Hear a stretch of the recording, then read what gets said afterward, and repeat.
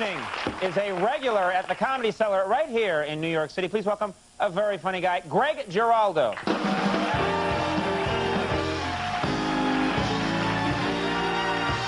Thank you. Thank you very much. Thank you, Conan. Good to be here in my hometown, New York. A complete nightmare of a city. I don't care what they tell you. They're always, they're saying it's getting better and better. Finally, we get the murder rate really low. Now the mosquitoes are killing us.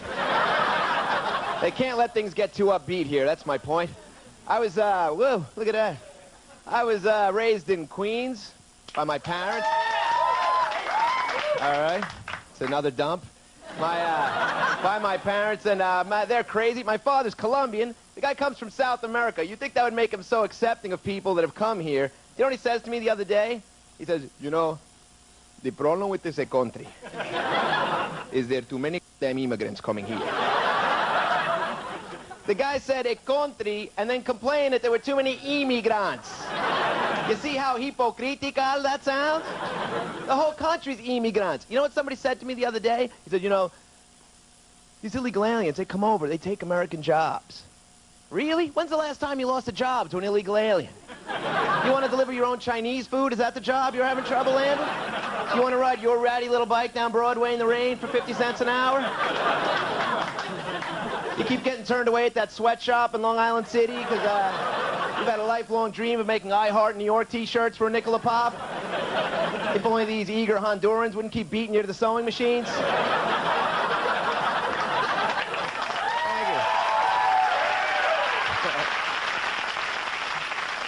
They're not taking away the dream jobs you wish you could get. They're not becoming illegal alien investment bankers, or like illegal alien TV weathermen.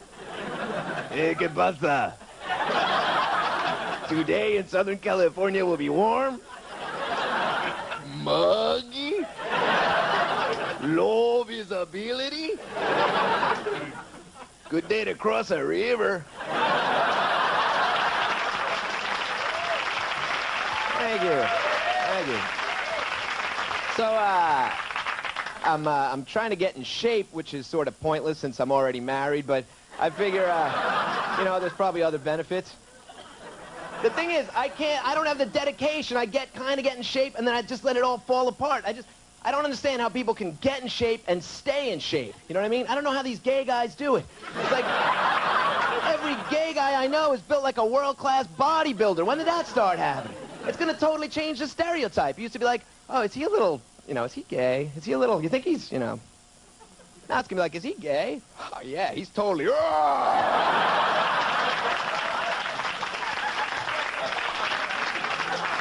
He's so gay, he benches like 450 pounds. Wow. That is really, really gay. 450, do you say? People are going to be all proud of their kids. Look at this kid. He's going to grow up to be a linebacker. He's built like a gay guy. Look at this kid. Look at the abs on him. Cut up like a gay guy, this kid. I don't know. They say we're getting dumber and dumber. I don't know if that's true, but, man, you hear some scary statistics. I heard the other day 60% of Americans don't know who Madeleine Albright is. Can you believe that? She was so good on Murder, She Wrote. And then the Secretary of State part, that's just a bonus. I think we are getting dumber. You ever watch the local news? They talk to us like we're morons. All there is on the local news is murder and weather. It's like all they talk about is the weather.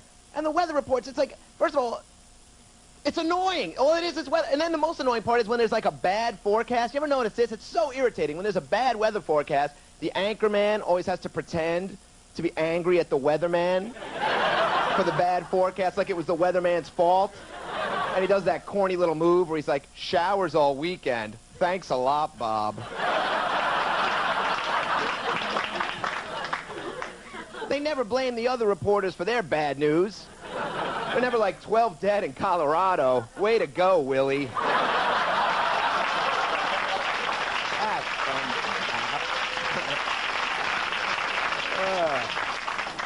It's all spinning out of control. It's like the world is so weird now. You got the Civil Liberties Union representing the KKK. It's just all insanity. You see, the Civil Liberties Union used to do great things for civil rights in the 60s and the 70s. You seen some of the battles they fight now? I read in the paper the other day, they were fighting minimum height and weight requirements for cops across the country. Like in L.A., it was a law. The cops had to be 5 feet tall as a minimum. That's pretty reasonable, isn't it, for a cop? 5 feet? If you're 3 feet tall, you can't be a cop. Too bad. Do something else. Learn to ride a racehorse or something. I don't want a 3 foot tall cop running around, blowing his little whistle and jumping up and down with his little nightstick, looking like a circus act broke out in the middle of a crime scene. And it sort of undermines the seriousness of the whole police presence when 12 of them come piling out of a cop car at the same time.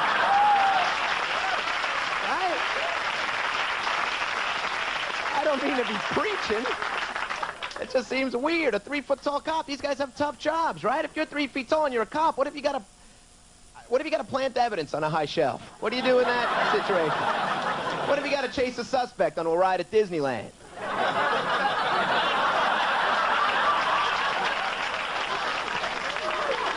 Thank you all very, very much. Great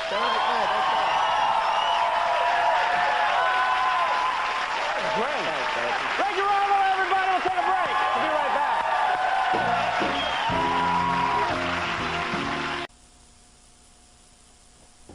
Okay, everybody, that is our show for the night. I do want to thank all my guests. Stay tuned for later, and we'll see you tomorrow. Have a good night. Thank you very much. Thank you, Conan. Hello, everybody. It's good to be back here in New York, where I live. I've been traveling a lot on the road. I went to a Hooters restaurant. You ever been in a Hooters restaurant? Yeah! Man, let me tell you something. If you don't think that men still control society, just go to a Hooters restaurant on like a Sunday afternoon. Because you got guys in there with their wives and kids. Their wives and kids eating at a Hooters. You can be pretty sure there's never going to be a place called Ball Sacks, you know what I mean? Where like a wife drags her husband and kids down for brunch served by a bodybuilder in a jockstrap. That's not going to happen. My parents have been married 33 years now. That's almost as long as I've been alive, which is pretty dramatic. My father is Colombian. You know what he does for a job now? He works as a translator in the criminal courts. He translates for defendants that don't speak English, but he hates all the defendants. I can't imagine what kind of translating he's doing. Soy inocente. Dile que soy inocente. He says he did it. Speaking of translating and courts, this Elian Gonzalez kid, you know what? Let me tell you something. I'm really disturbed by the reaction people are having to this kid. They were like, man, I'm sick of this kid. I hate this kid. I'm sick of him.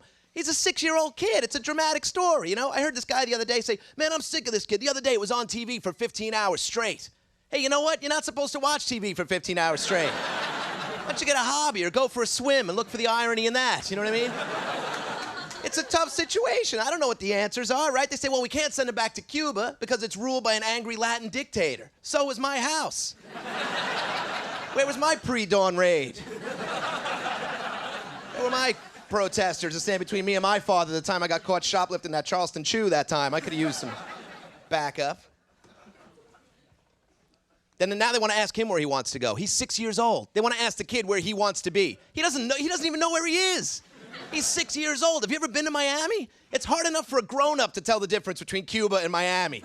This kid is 6 years old. It's just flattering that he wants to come here. I mean, this country to me is falling apart. Look at the people we're turning into celebrities. Monica Lewinsky.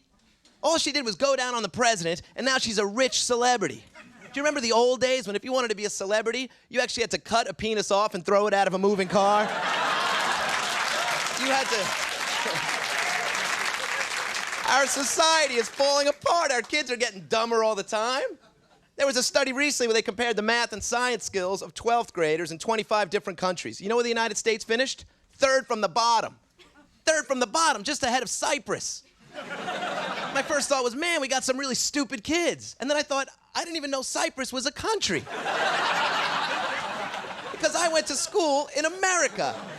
And our American schools are terrible. We don't learn anything. You ever talk to a European person? Sometimes you have no choice. They know everything. Europeans know more about America than we'll ever know. I don't know if their schools are better, or maybe they just don't smoke pot at lunchtime, or I don't know what they do over there, but they know everything. They know everything. You talk to a European, they're like, you know, the U.S. could have easily lost its independence during the War of 1812. And you're like, all right. You say so, I'll take your word for it. You try to think of the one thing you know about Europe, you know, you're like, French chicks got hairy pits, right? I know some stuff. You look at Who Wants to Be a Millionaire. That show was a British show, and they brought it over here. They had to dumb it down and make it easier for American audiences.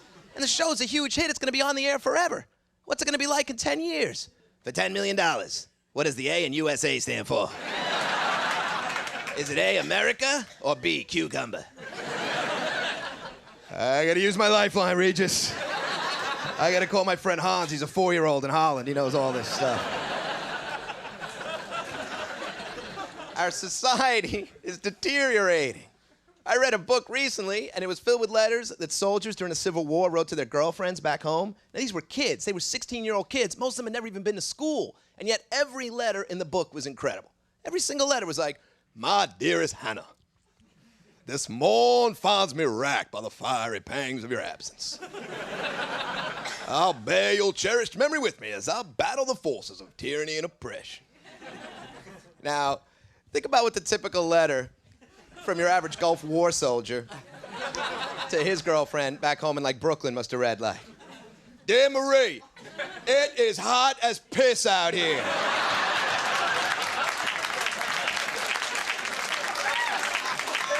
It is very, very hot out here because I am in the desert.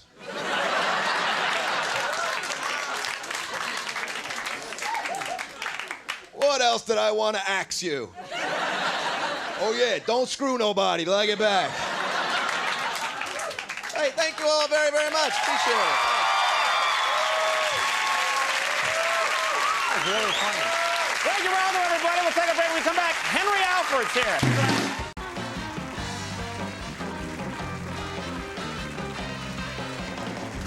Everybody, we are back. What the hell happened over there? My next guest will be appearing at Zany's Comedy Club in Chicago this very weekend. Please welcome very funny guy, Greg Giraldo.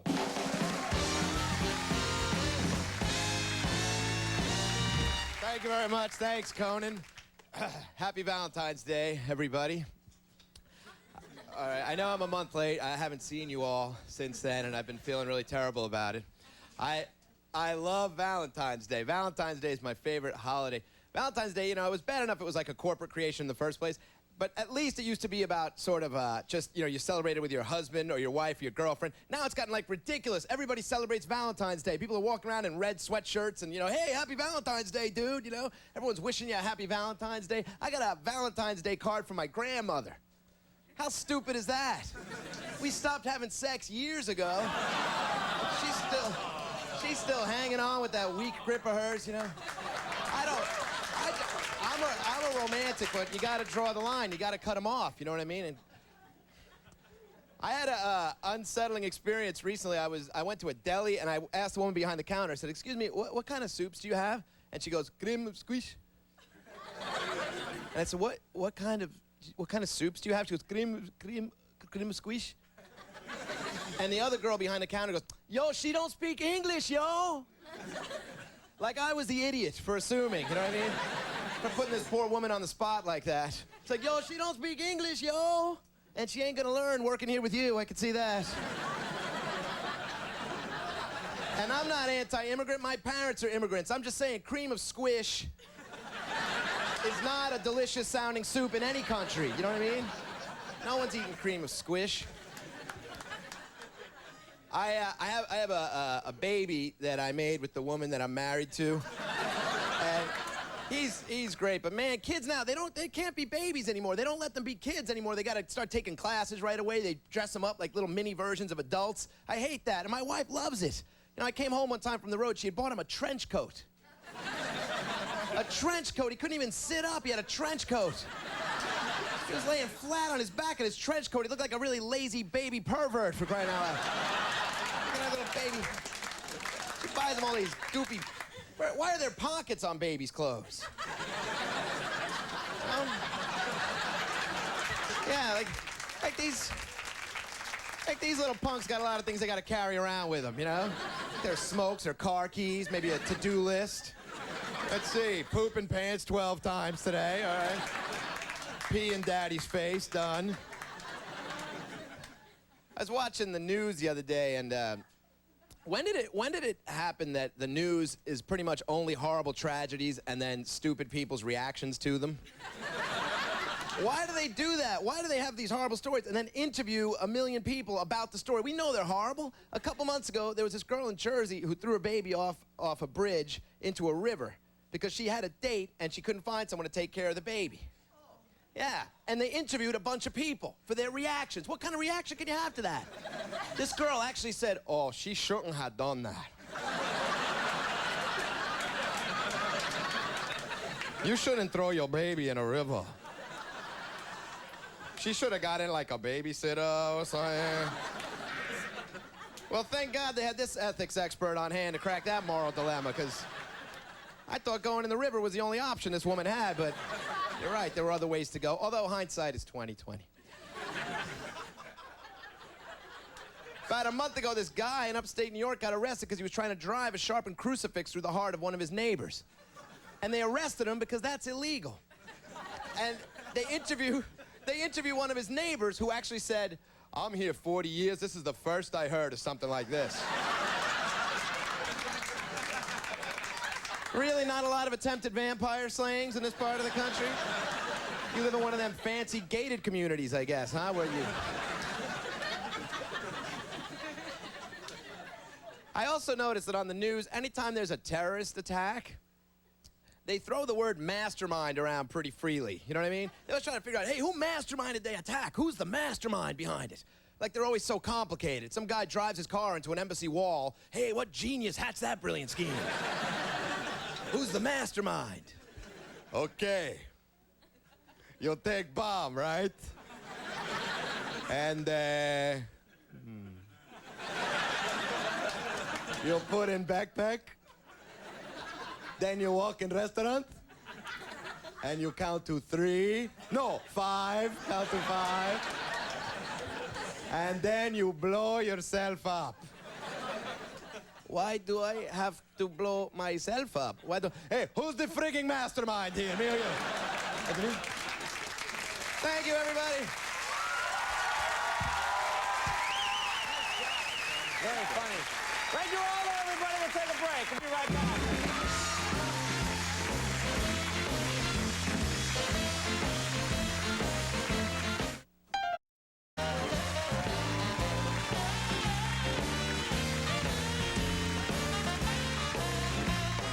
All right, everybody, that is our show. Do you want to thank all my guests? Greg Giraldo, that was really funny. Thanks, Thank Tony. you for Appreciate doing it. Thank you. Always funny. Our thanks to Antonio Banderas for being here. Very sexy man. Our thanks to Tony Randall, another sexy man, for making an appearance. And, of course, Max Weinberg and the Max Weinberg 7. Stay tuned for Late Friday. We'll see you next week. Bye-bye.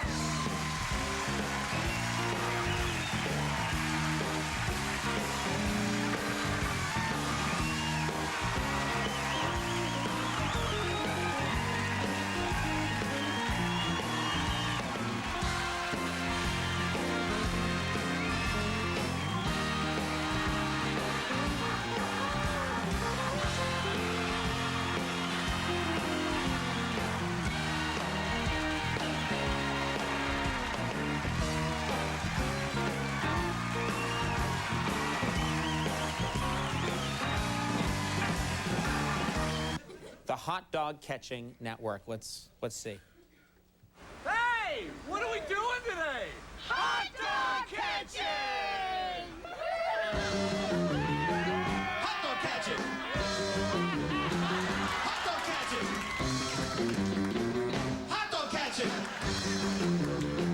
Hot dog catching! Hot dog catching! Hot dog catching! That's good TV.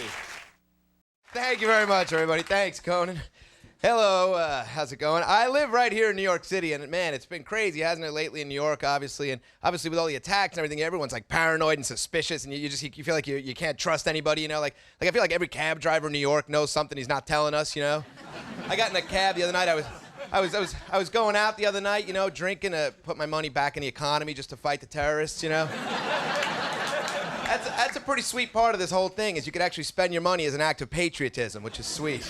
Now, I'm pretty wasted, man, but give me a couple more just to show those bastards who's boss. Bring it on.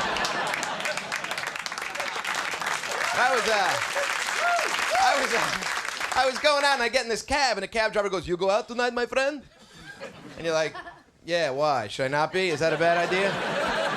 Tonight no good? Downtown not good? Should we turn around, head back up? Blink twice if we're being watched. I'm always paranoid I'm getting sick, you know, with all this bioterrorism stuff, you know? This anthrax. I was walking up these high stairs the other day and I started gasping for air and I thought, oh man, they got me. You know, the evil ones. The evil ones got me. And then I realized I haven't exercised in 4 years. You know, I don't need Cipro, I need a treadmill and some willpower. No, please. Don't applaud my own laziness. The CNN's not making it any better. You watch those news channels, you know, they keep having those experts on. I wish they would stop putting experts on with their doomsday scenarios of how these terrorists might attack us, you know? Because it's really like, I get the idea they're coming up with ideas that the terrorists haven't thought of themselves. They're like, you know, Wolf, nobody really knows this, but there's an electric substation right here in Ocala, Florida, and it's not hard to find. I'll show you right here on the map, right where it is. I mean, you know, all they'd have to do is just put a small charge right exactly here, right here in this place. In fact, if they even kicked it or just knocked it over, you know, just a quick kick right there, and that would, all the Eastern Seaboard would lose power for 6 months. Security guard's name's Bob. He's a bit of a boozer, so get there early. I'll let you right in. They keep showing those Taliban training videos over and over again, too. They keep showing them training on their training camps, you know? And I'll tell you this, I hope we don't have to fight those guys on the monkey bars. They seem pretty good at that. They got that down, the monkey bar thing, you know? I don't know why. I don't know why they're training on the monkey bars, but if there's a skirmish in a playground, those guys are ready, I'll tell you that. Bring in the seesaw specialist, some big fat dude. Okay, where do I sit? They have these experts on telling the terrorists how to attack us. You know Bin Laden's sitting in his cave somewhere like, hit record that. No, not that, that's my Patch Adams tape. Now, these are, but they're scary times, you know. My kid the other day, says to me, Dad, how come these bad men hate us so much? And I just started crying, because he's 18. That's a pretty stupid kid, you know, that's a stupid kid. Never mind the speech problem, he could at least, you know, read the paper, form his own opinions. But I want to leave you on an optimistic note. I mean, this city came back together quickly. I'll tell you that. It really is unbelievable. I worked downtown in this comedy club like a week after the attack, and there were already bachelorettes everywhere, bachelorette parties everywhere you looked. And I thought, man, I never thought I'd be proud to see a gang of drunken Jersey girls with giant condom tip hats on, you know? But I did, because I just thought, they can't beat us, man. They can't beat us. They can't change our way of life.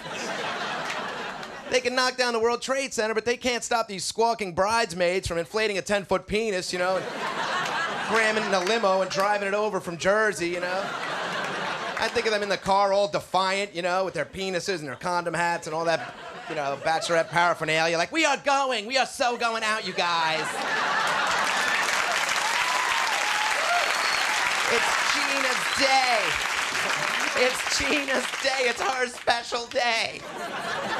We're not having our plans ruined because of what those friggin' Mexicans did. Thank you very much, everybody. Take it easy. That was hilarious. Greg Giraldo, everybody. We'll take a break.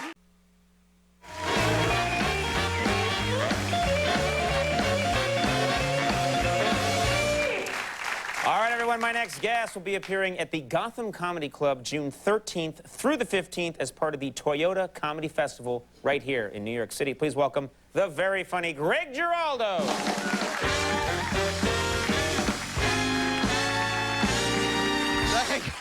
Thank you very much. Thanks, Conan. How's it going? I've had a lot of things going on in my personal life recently, so I haven't had a lot of time to write new jokes, so please bear with me. You guys been watching these Winter Olympics? USA this year, man. We're doing pretty well. I love the Olympics. I love the hard luck stories, you know, how hard it was for the athletes to get there. They're always like the same story. Now they're really starting to stretch, you know. They had one guy who was a lugeist or a luge person, and they said it was amazing he was there because he had overcome dyslexia.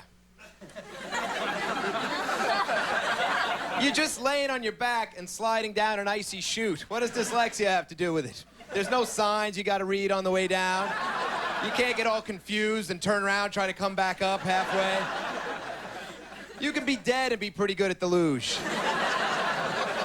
And someone told me maybe I shouldn't do that joke on television because it was a simplistic view of dyslexia and it might offend a lot of people.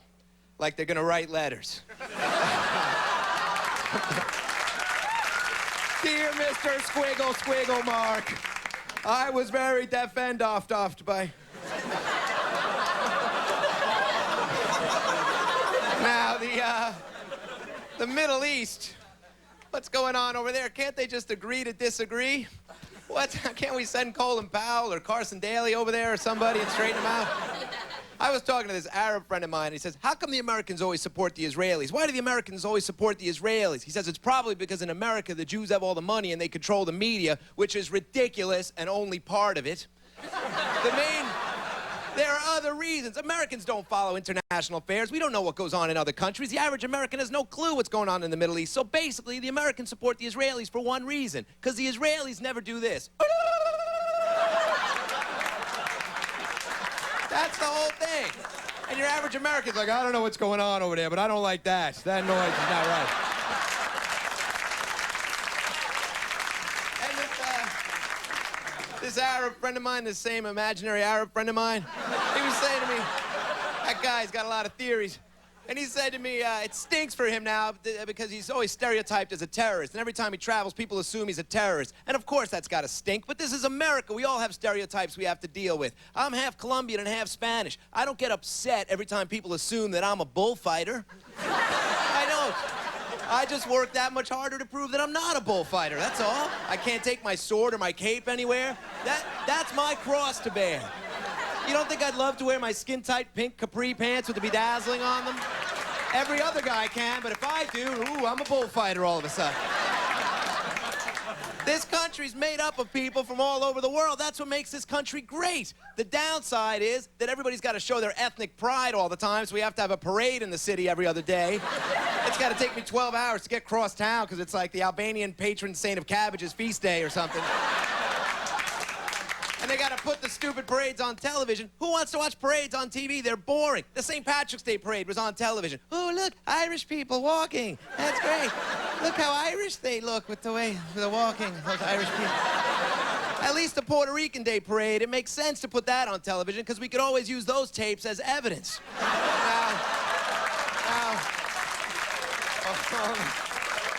Oh, no, you didn't. So... Now it's the summertime. I wonder what new crisis we'll have to deal with. Every summer there's a new drought or a new, storm or a new disease. There's always new diseases every summer. Last summer here on the East Coast, it was the West Nile virus, which you get from mosquitoes. They knew it was coming back because they found 2 birds in Whitestone, Queens that were dead or infected with this virus. Who's finding these birds? They can't keep terrorists off of planes, but they find 2 birds with the sniffles in northern Queens somewhere. I grew up in Queens. You used to find dead birds all the time. You didn't take them in for autopsies. You picked them up and you threw them at the gay kid. That's what we did. It was wrong. I'm not saying it was right. We were children. Kids are cruel. I didn't even know what gay was. We just knew he ran like a girl when you threw dead things at him, so we did it. And it was wrong. You know who I hate is people who eat with chopsticks. And I don't mean Asian people, they're cool. I mean other people who eat with chopsticks, because they always have such a smug, self-satisfied look on their face when they do it, Just the chopsticks, thanks. I'll be using just I'm very well traveled. I'll be going with just the chopsticks. I'm very familiar with your ways, little man, just the chopsticks. You think there's an American restaurant somewhere in Asia where the locals get to feel good about themselves for eating with silverware? I just go with the fork, what do you think?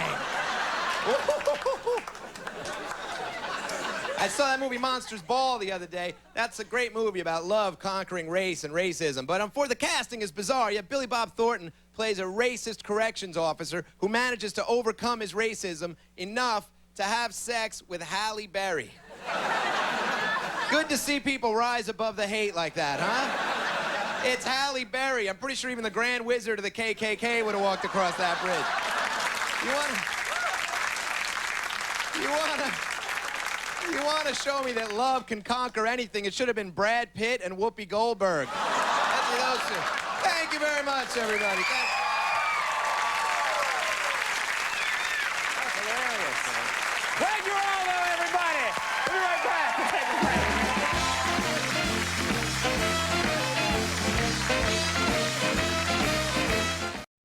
Thank you, everybody. Thank you very much. Thanks, Conan. Good to be here. What can I tell you? My wife and I just had a son about a month ago. Thank you very much. Thank you. And it's very exciting, but it's also incredibly hard, man. It's really, really tough. You know, and I was saying this to somebody, and the guy goes, yeah, I know, I don't have any kids, but I have a dog. So I know what it's like. People always want to compare their dogs to your kid. You don't know what it's like to have a kid because you have a dog. First of all, nobody has a dog because they were too drunk to pull out. All right, that's the first thing. That's the first thing. Nobody's putting a poodle through college because they couldn't control themselves for that one split second. And I have another kid, he's 2.5, so he was freaking out about the new baby, you know, and that was tough on him, and he kept saying, no want baby brother, no want baby brother, you know. And I didn't even know how to handle it, so I was like, well, you see, if you had learned to speak better, maybe we wouldn't have had to replace you.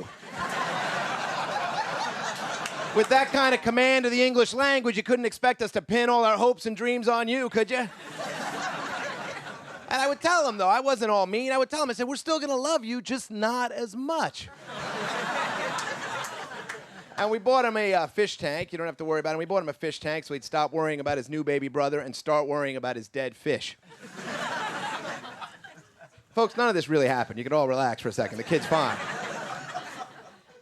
It's important for kids to feel that life is short, I think. It keeps them focused.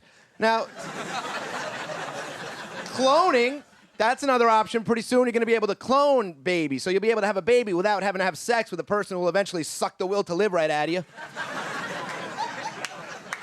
And I'm in favor of it. Too late for me, but, you know, maybe for my kids. They can clone themselves, have a little baby. That'll be good. The thing that worries me is the people that are involved in the cloning now. Look at the people. First of all, you have this fertility doctor in Italy, and his big claim to fame was that last year he helped a 72-year-old woman give birth to a baby boy. 72 years old. Now, I don't know what makes a person gay, but I would think that nursing on 72-year-old breasts would have to be a factor. I'm not sure about that, but that's my guess. Then you got the Raelians. These Raelians, they're a cult, or they're not a cult. They think they're a religion where everyone wears spacesuits.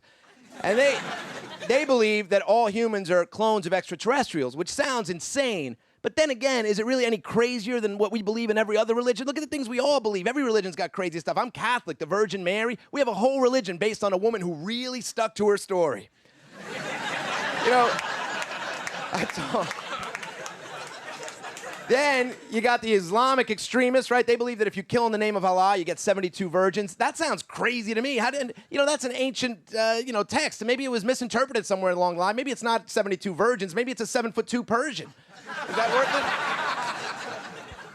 I don't watch TV anymore almost at all. It just depresses me. All of it just depresses me. The reality shows, not American Idol. That one, of course, TiVo, but all the other... But all the other ones, I hate them. They just bring out the worst in human nature, and people are proud of it. I think it all started with these daytime talk shows where all of a sudden people stop feeling ashamed about anything. I mean, there was a time in our history before Ricky Lake and all those shows where if you got pregnant and you didn't know who the father was, you thought, wow, I'm a whore. I had sex with too many dudes last month. How did I lose track? I should have kept better records. I should have had him sign in or something. This is embarrassing. And you'd be ashamed of yourself, and you'd come up with a lie, something to tell the kid. You know, your father was a hero. He died in the war. It was so sad. You know, then your kid will grow up and think, wait, we never went to war with Holland in the 70s. But at least you tried. You didn't go on Maury Povich and spin a big wheel to see which toothless mullet head was your baby daddy. That's all I'm saying. That MTV Cribs, I can't watch that. That's first of all, if you're younger than the people, they show you their rich people's houses. If you're younger than them, great, because you think, hey, if I play my cards right, But if you're older than the people in those shows, it's the saddest, most depressing show on the planet. There's nothing worse than going on a tour of some 19-year-old punk from a boy band's indoor ice hockey rink, you know? Meanwhile, I'm sitting on my bed/sofa. Oh, good to see O-Town doing so well. I really knew they'd make it. They're very talented. And they always tell you how many bathrooms they have in their house. My crib's got 18 bathrooms. They're all made of imported Italian marble from a 14th century monastery. Meanwhile, I'm pissing in the sink because my crazy wife's locked herself in the bathroom for 2.5 hours, you know. She won't come out till I admit that I have a drinking problem. Well, it's gonna be a long wait, Pumpkin, so hang in there. And when you get out, you might want to watch a little MTV Cribs, because I noticed Ludacris's bitches ain't busting his chops about his hobby. Thank you very much, everybody. Take it easy. Thanks a lot. Very funny. Greg Giraldo, everybody.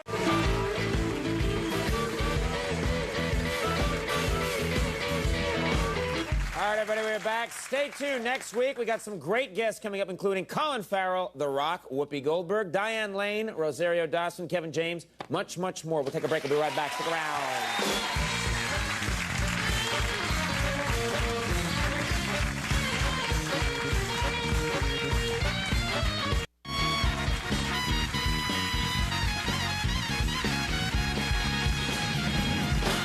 Everybody, we're back. My next guest is going to be appearing at the Miami Improv October 2nd through October 5th. Please welcome very funny guy, Greg Giraldo.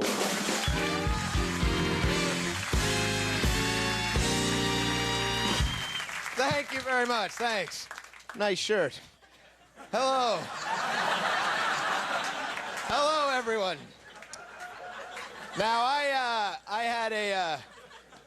Summer's over, huh? And it was a hell of a summer. We had the blackout here in New York City, which was exciting. You know, it's how often do you get the chance to get drunk and direct traffic? That's unusual.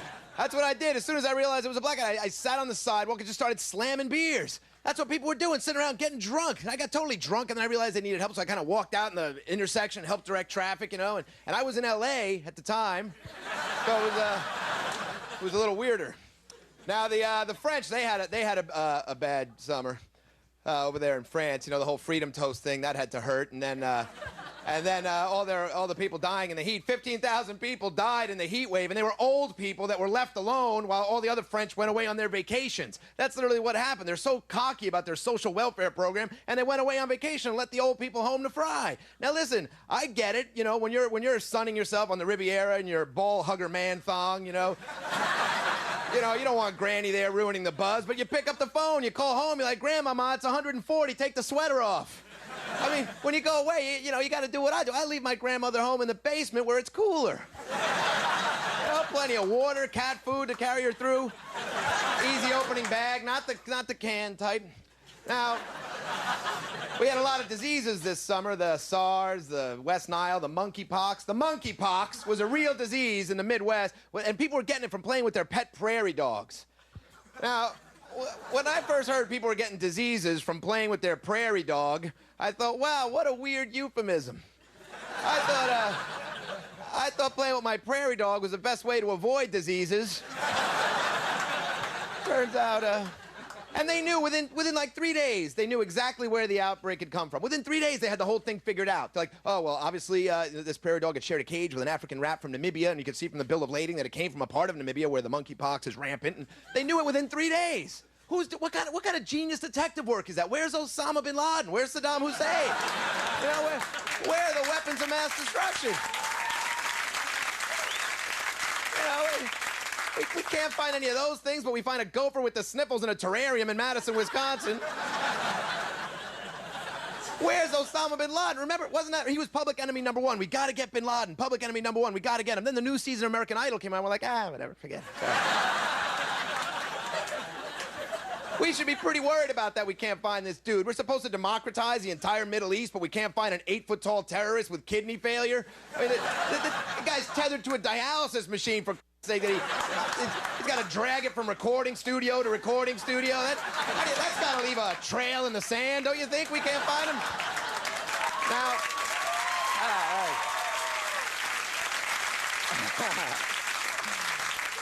Now, you know, let's face it, we're good at blowing things up, but we need a game plan for after we blow things up. Look at Afghanistan. The warlords, apparently, aren't cooperating with our game plan. The warlords, apparently, some of the warlords are still a little violent and corrupt.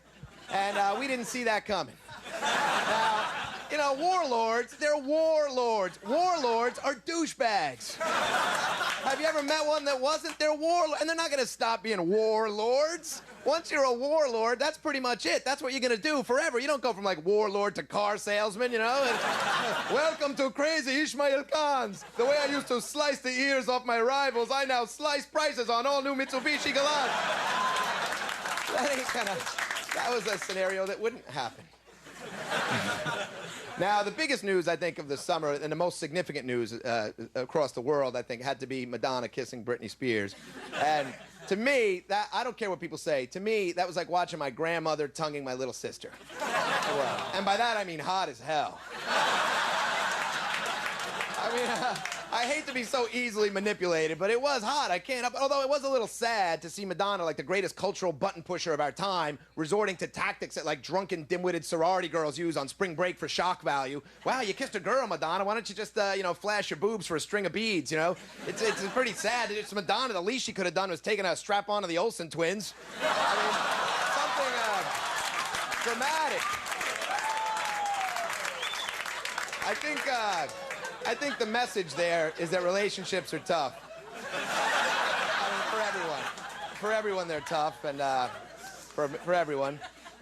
You know, I've been married for a while now, and I guarantee every couple in here has had the same fights, especially these guys. I guarantee they've had the same fights that every couple... I've had the same fights as you guys have had. Every couple, it's the same pattern of redundant, ridiculous nonsense. Every couple has the same fights over and over. I probably don't even have to tell you what they are, and you know exactly the ones I'm talking about.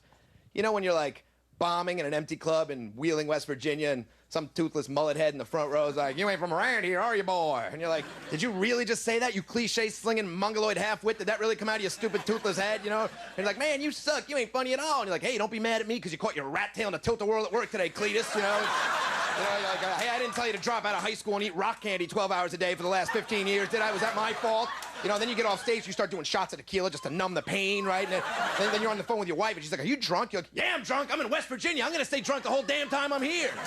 Well, I hate you got to get drunk and go on the road all the time. Hey, I hate going on the road too, Buttercup, but I'm just trying to earn a living here, okay? And if getting drunk is the only way I can anesthetize myself enough to entertain a bunch of freaks that I have absolutely nothing in common with, you would think you as my wife would show one shred of compassion. Well, I never would have married you if I knew you were going to go on the road and get drunk all the time. I never wanted to get married in the first place.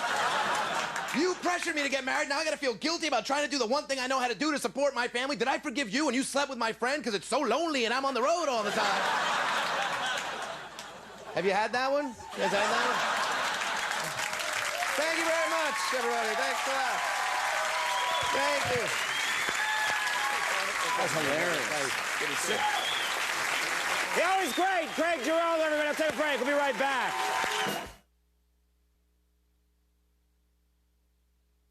All right, everybody, that's our show. Do you want to thank all my guests? Stay tuned for Last Call with Carson Daly. Good night. Have a good weekend. See you later.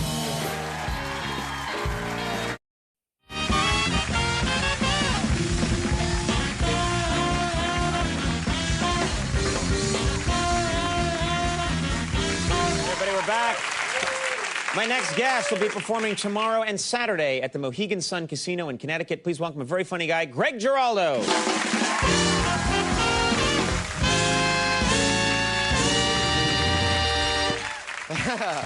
Hello, everybody. New York City, huh?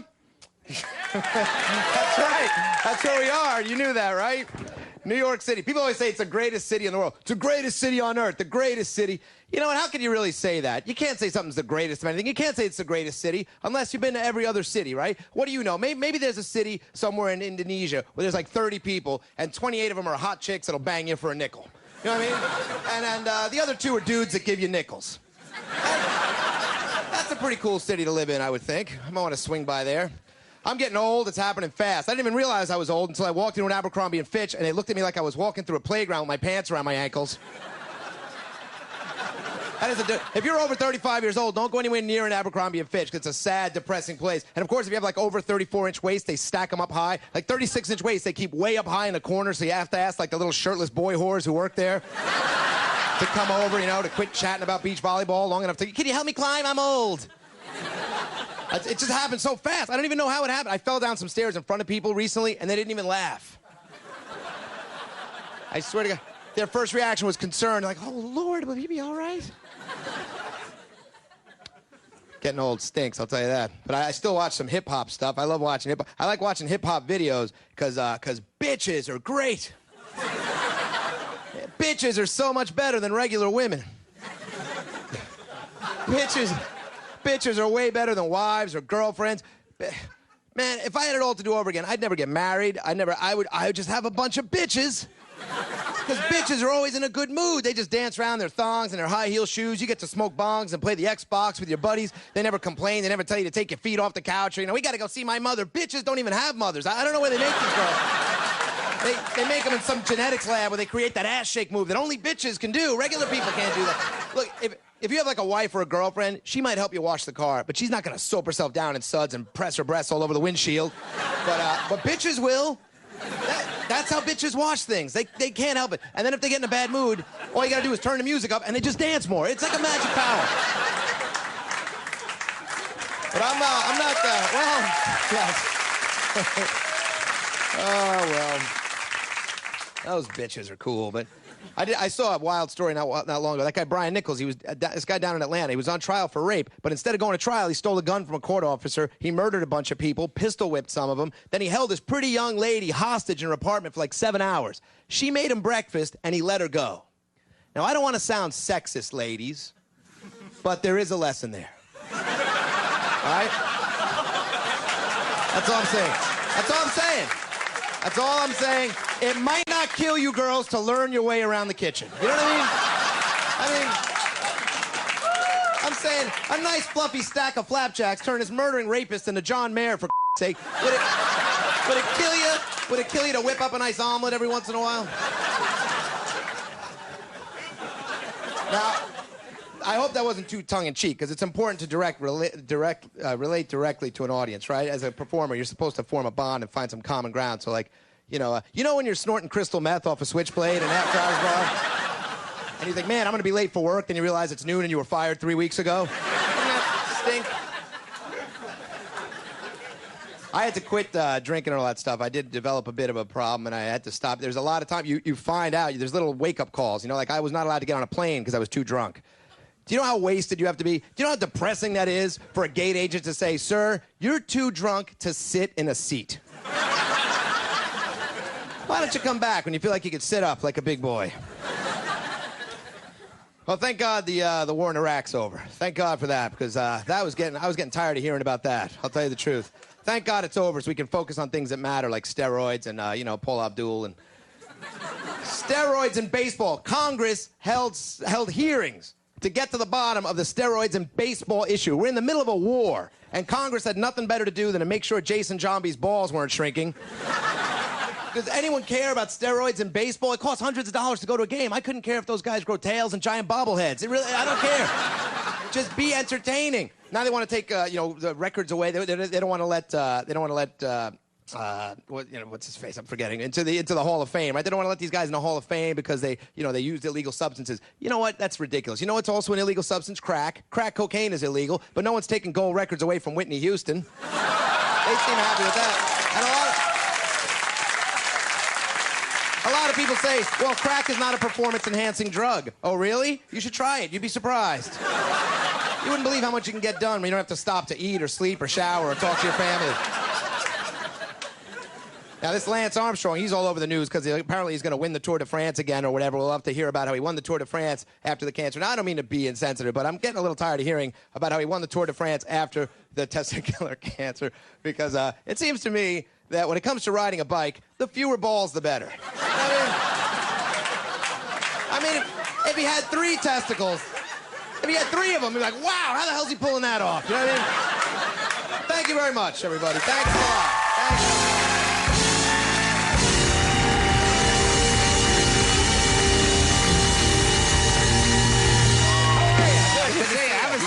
To get rid of this.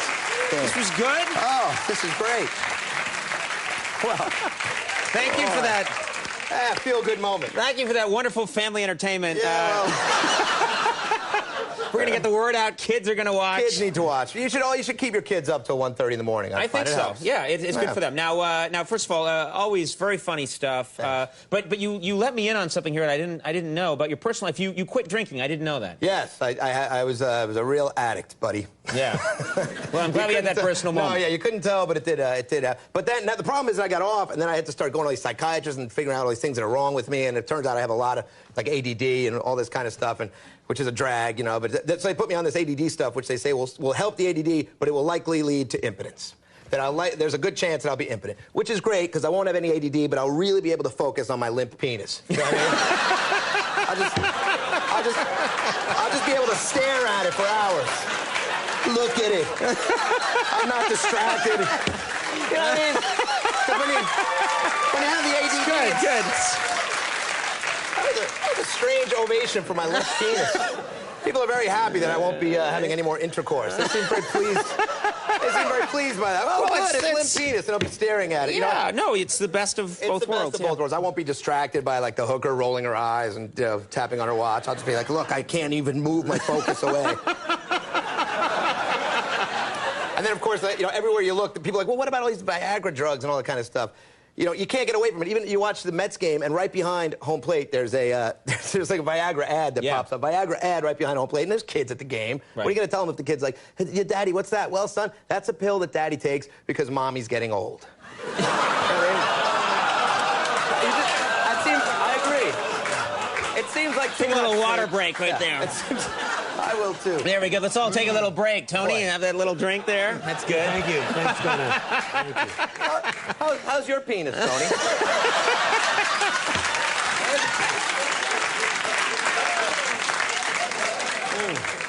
Tony's drifting down the couch. Excuse me 1 second. Yeah, he's going to be over here.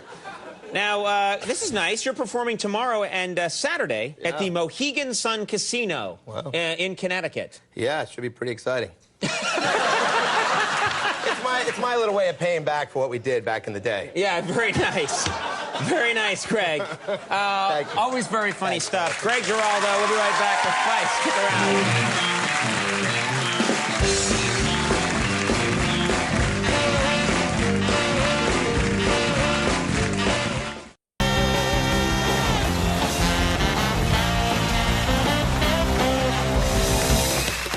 Everybody, we are back.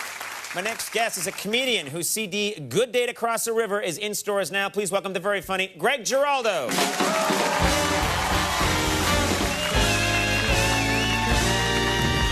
Thank you, Conan. Hello, everyone. Nice to see all of you. It's great to be here in New York City, and I don't know if you're concerned about the heightened terrorism alert, but you shouldn't be, because we have a system in place here, a foolproof system, particularly if you're in the subways. We got signs everywhere. If you see something, say something. If you see something, say something. Anything unusual. Anything out of the ordinary in the New York City subway system. If you see something, say something. I once saw a guy peeing on a guy masturbating. I think I see something. Well, it's not terrorism per se, but it is definitely disruptive to the social fabric. The other day, I saw these homeless guys singing a cappella on the subway. They were singing a cappella, shaking a cup, and I thought, how did those guys even meet? You know? How do they get together? How do you bump into other a cappella enthusiasts when you're out there on the homeless trail? You think you're just sitting around the shelter one day? I need some crack. Me too. Me three.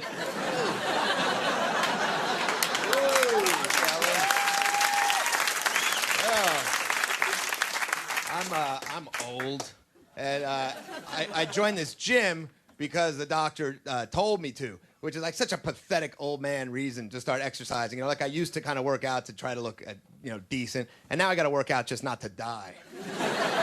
The guy's showing me around. He's like, "This is the leg press. It's good for your quads and your glutes." Oh yeah, where's the heart attack delayer machine? Where do you keep that? You have something that can help me bend down and pick something up without grunting and groaning like I'm shooting an anal scene in a porn movie? Yeah. Every time I drop something, I'm like, oh. Yeah. I haven't been reading the paper very much lately because it's been depressing me. So what's up with Iraq? Is that all squared away? Rolling Stone magazine called George Bush the worst president ever. Worst ever. Yeah. That is not possible, you hippies. You really think the worst president ever? Maybe the worst American president. I'll give you that, but there have been worse presidents in the history of presidents, like in Liberia. They've had some really bad presidents, and like, you remember that president of the Selena fan club? She was terrible. She was a bad president, right? Yeah, she shot Selena. That's not good president behavior. Shooting your friends, that's not good president behavior. That's more like vice president type behavior to put that kind of thing. You know? It happens. But I like the internets, though. I go on the internets all the time, and it's amazing all the sexual stuff that's out there on the internet. You know, they're saying that, like, internet porn is destroying a lot of marriages. It's destroying marriages. Now, it hasn't destroyed my marriage, but it's totally ruined my keyboard. It's incredible. What's out there? It's amazing that I use the same machine to masturbate as I use to teach my kids to spell.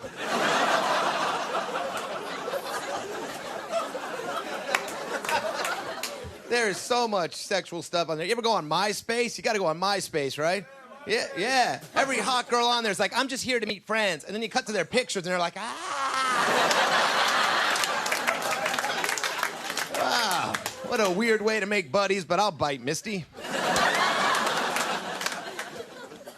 Everybody I know goes online and meets women. Now, that used to be for losers. Now everyone I know is doing it. It's just my luck. I get married, and they come out with this great new way to get laid.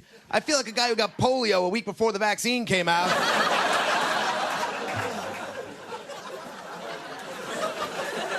And now, texting, I've started texting people. I never thought I'd get into that, but now I can't stop texting. The other day, I'm making plans with my friend. I swear to God, we texted each other back and forth for like 45 minutes. And I thought, man, if there was only a way I could speak to this person, that would shorten this up considerably. I read where the leader of Iran put the head of the phone company in prison because he was getting prank text messages. Someone is prank texting the leader of Iran. The streets will run red with the blood of the infidel.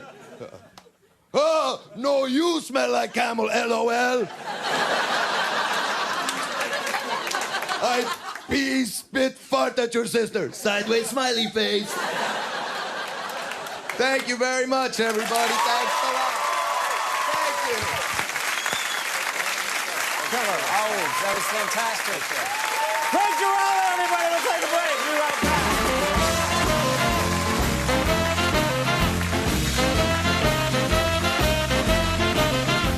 That's our show. I want to thank all my guests. Stay tuned for Last Call with Carson Daly. Have a good weekend. We'll see you Monday. Bye.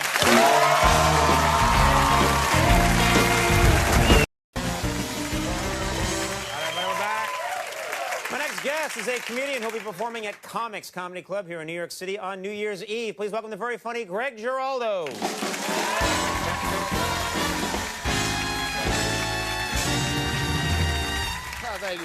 Hello, everybody. This is an exciting time to live in America. Isn't there a new administration coming in? And it's, it's pretty exciting. I'm pretty proud to be an American. I'm not going to lie to you. It's amazing that we've progressed to the point that where a white man can be elected president even when he's part black. That's progress to me. To me, that's very impressive progress. We're going to be hearing a lot about energy policy, right? We need to cut our dependence on foreign oil. Cut our dependence on foreign oil. How do you think we're going to do that? By driving small cars? You think we're ever going to drive small cars in America? No, of course not. We can't drive small cars. We can't do it because we have big, fat kids. Big, fat, waddling weebles. Have you been to Disney World in the last few years and seen these bags of goo wheezing and waddling their way through the park? They don't even walk anymore. They come gliding by on those Healy wheels or on those stupid Heelys. Fat kids on wheels. Is that a good idea, do you think? Kids don't burn any calories in the modern world. Now we're putting wheels on them. Why don't we just bolt the wheels right into their spines? This way they don't even have to sit up. They can lay flat on their back and roll them around from snack to snack. Or ethanol. You hear a lot about that, right? Ethanol. That'll help cut our dependence on foreign oil. Ethanol. Ethanol doesn't work, not the way we do it in America. It takes 2 gallons of regular oil to make 1 gallon of ethanol. Meanwhile, in Brazil, 80% of their fuel comes from sugarcane. 80% of the fuel that they use in Brazil comes from sugarcane. How did we fall behind the Brazilians on this? The Brazilians, their last technological innovation was crotch waxing. For crying. Not that that's not awesome. I mean, a waxed crotch is definitely an improvement, but not a particularly sophisticated one. I do like living in New York City. It's pretty in your face here. Huh? People say things to each other in the city that you just don't hear anywhere else in the world. I was on the subway the other day. This guy screams across the tracks. He goes, "Yo, Monica! Yo, Monica, yo, you got AIDS, yo!" And I thought, wow, that's how they tell you? That Michael Moore is right. We have the worst healthcare system. Up in Canada, they call you up, right? Maybe an email or something. They don't hire a Puerto Rican kid to scream across the tracks. What kind of a way is that to get health news? Yo, Greg, your cholesterol's high, son. Thank you, Hector. Thank you for taking time out from your busy schedule of barbecuing on the shoulder of the Cross Bronx Expressway and bringing me up to speed on my health status. I have 3 sons. Somebody asked me the other day, said, would you care if one of your sons was gay? Which that's a pretty homophobic question. You know, do I care if one of them was gay? Of course not. Of course I wouldn't care, because I'd still have 2 normal ones. But I'll tell you, when you have 3 kids, you gotta not let them know whether you have a favorite, because sometimes you have a favorite, but you can't let them know that. So you can't, right? So I treat my main son and the other 2 exactly the same way. I was driving along recently, and my main son and one of the other little ones was in the back, and they actually touched each other's tongues. They licked each other's tongues as a joke, you know? And then my friend goes, "See, dude, isn't that gay? That's pretty gay. Doesn't that freak you out?" Now, how homophobic is that? It's not the gay part of that bugs me. It's the incest aspect of the whole thing. It's not like if I had a son and a daughter, I'd be cool with them making out in the back seat of my car as I drove around town. Go ahead, Gregory, get a piece of that. Just don't be sissying it up back there. I've noticed that a lot of adults are behaving sort of like children lately, particularly in restaurants. When did it become expected that the waiters would gather around and sing happy birthday to you when you're a grown-up, when you're an adult? How irritating is that? The other day I was in a restaurant. The waiters form these processions at least 5 separate times. They come filing out of the back with cupcakes and sparklers. They're all singing. Even the dishwasher is out there singing to people. Happy birthday to you. Happy birthday to you. It's my birthday too, but no one's singing happy birthday to me because I'm in the back washing dishes for 50 cents an hour, but somehow I'm the bad guy for taking away American jobs. What job am I taking away? Who wants to wash a dish for 50 cents an hour? Okay, yes, arguably all of us coming over like this collectively lowers the labor rates in the country. We could talk about that, but nobody ever wants to say that. Then you have to ask yourself, are you willing to pay the increased cost of paying a prevailing wage for some slob to watch it? If it's such a problem, why don't you just penalize the employers who hire us? Oh, because that will be politically unpopular. How old are you now? Thank you very much, everybody.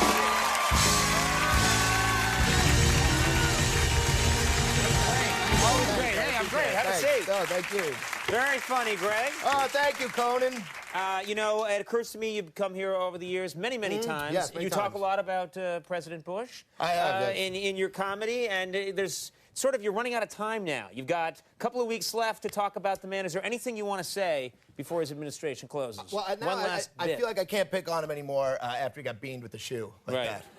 That was a pretty classic moment in American history, wasn't it? I mean, really, like, how unpopular does an American president have to be that some greasy foreigner throws a shoe at him, and we're all like, that was great. That was awesome. That was really funny. There was no backlash. There was no patriotic. It was just like, yeah, that was really good. That was so funny how he almost hit him. Yeah, well, Greg Giraldo, you're going to be at Comics Comedy Club here in Yep. New York City on New Year's Eve. Fancy. Try the veal. Greg, always funny. Thank you so Colin. much. I Great appreciate it. job. Thank Greg you. Giraldo, right back. Old Crow Medicine Show.